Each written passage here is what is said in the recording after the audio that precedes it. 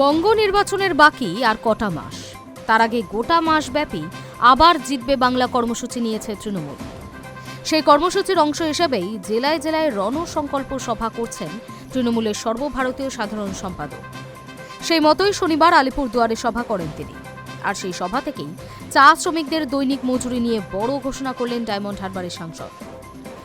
তার কথায়, আমি কথা দিচ্ছি, চতুর্থবার দিদির সরকার হলে আমার প্রথম দৃষ্টি থাকবে আলিপুরদুয়ার। কমপক্ষে চা বাগানে ৩০০ টাকা দৈনিক মজুরি করার চেষ্টা করব। এদিন আলিপুরদুয়ারের সভা থেকে এসআইআর সহ একাধিক ইস্যুতে সরব হন অভিষেক বন্দ্যোপাধ্যায়। তিনি বলেন, চা বাগান অধিগ্রহণের কথা বলেছিলেন প্রধানমন্ত্রী নরেন্দ্র মোদী, বিজ্ঞপ্তি দিয়েও পরে বাতিল করেন। আমরা মিথ্যা বলি না, কথা দিলে কথা রাখি। বিজেপির মতো মিথ্যে প্রতিশ্রুতি দেয় না কেন্দ্র। এই বিষয়ে বিজেপি সাংসদকেও আক্রমণ শানান তৃণমূলের সর্বভারতীয় সাধারণ সম্পাদক। বলেন, মনোজ টিগ্গাকে কখনো আন্দোলন করতে দেখেছেন? একটাও চিঠি লিখেছিলেন? সংসদে প্রশ্ন করতে দেখেছেন? বিজেপি সাংসদ ও কালসাপ দুটোই এক।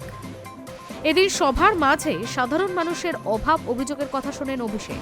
সেখানে তাকে চা শ্রমিকদের মজুরি নিয়ে একজন প্রশ্ন করেন।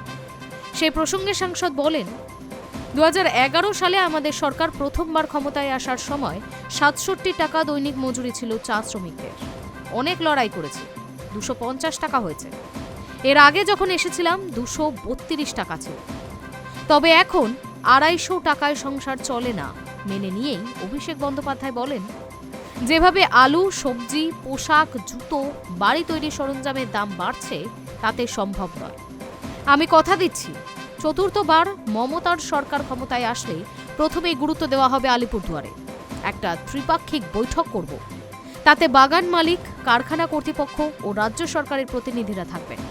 সেই বৈঠকে চা বাগানে শ্রমিকদের দৈনিক মজুরি ৩০০ টাকা করার আশ্বাস অভিষেক বন্দ্যোপাধ্যায়ের। Hi news network.